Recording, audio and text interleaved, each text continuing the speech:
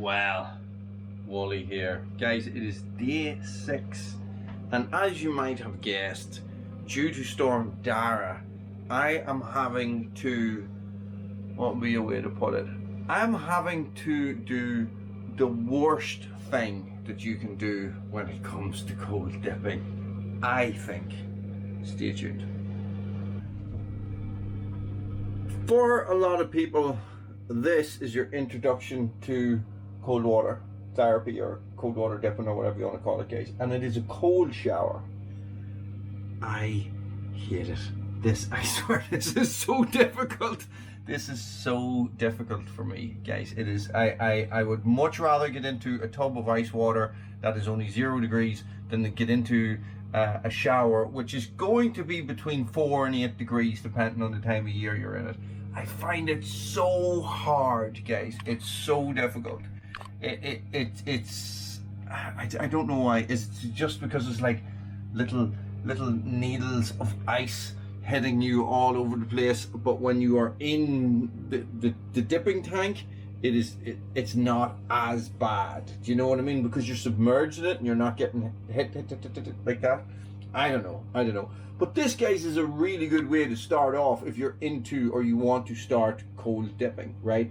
So what I would recommend is that you get in and you have your normal shower, and then at the end of your normal shower, you turn that squeal button on like that. There you go. You squeal, boy. Guys, it's hard. I hate it. I've been away all day. I've like literally was going to get into Tyrella Beach. I was out that way. It was too wild. I was going to get into Camel Lake on the way home. It was too wild. I was like, oh shit. Just that means I have to have a cold shower. I have to have a cold shower, guys. It is so tough. It is so tough, right? So I am going to have a cold shower, guys. I'm not going to record it. I'm not going to record it. Look, keep the donations coming, everybody. Much appreciated. I'm going to get into this thing. I can do this. I can do this. Stay frosty. Okay, change of plan. It's not really fair if I don't record it. Okay, so this is what I'm going to do. I'm going to start off. I'm going to show you guys what I would do.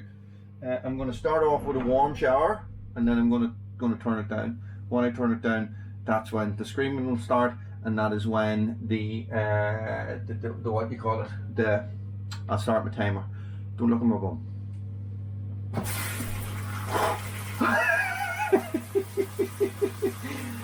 That's cold, bro. That is cold. That's the shower not warmed up yet. Okay, that's about enough.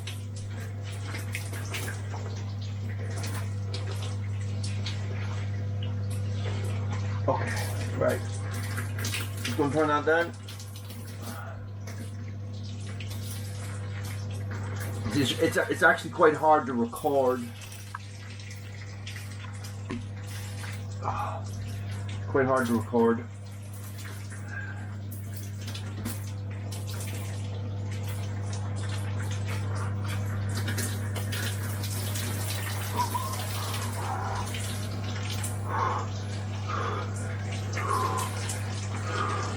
Back of the neck. That's the hard bit.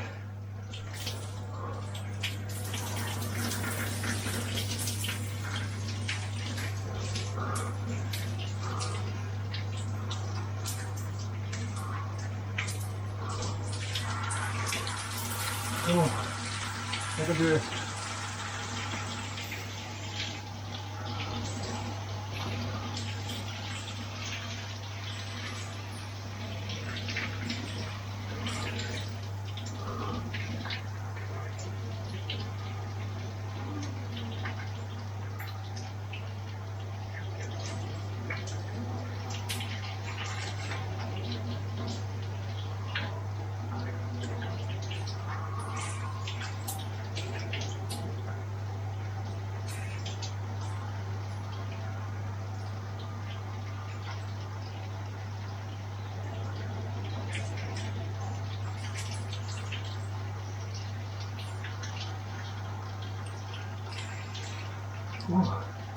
We've just got me, got me somewhere else, took my breath away.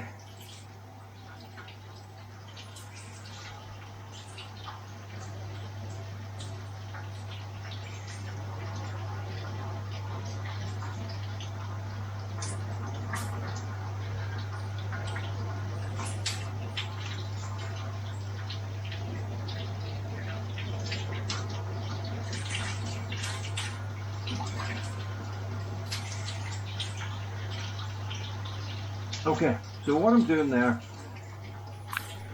is I'm doing something called box breathing, right? So box breathing basically is a way to use your mind to control your body.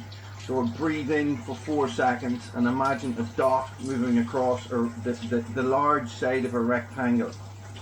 Hold it for 4 seconds, dot moves down. You're imagining this in your brain, which brings it to your frontal cortex.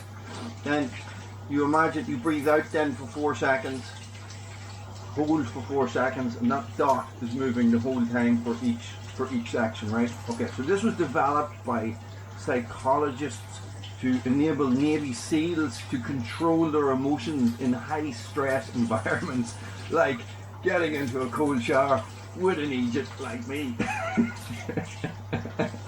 Guys, it is a very, very, very simple and effective technique if you are finding yourself stressed, or if you're finding yourself that your anxiety is starting to build up a little bit, because it takes you out of the back of your brain, which is your primitive mind, which is responsible for the anxiety and stuff like that, and was responsible for keeping you alive, guys, and it puts you into the front part of your brain, which is the positive part of your brain, which is the part of your brain that gives you ideas and solutions. Okay, that is 3 minutes and 18 seconds. That's cold, boy. That is cold.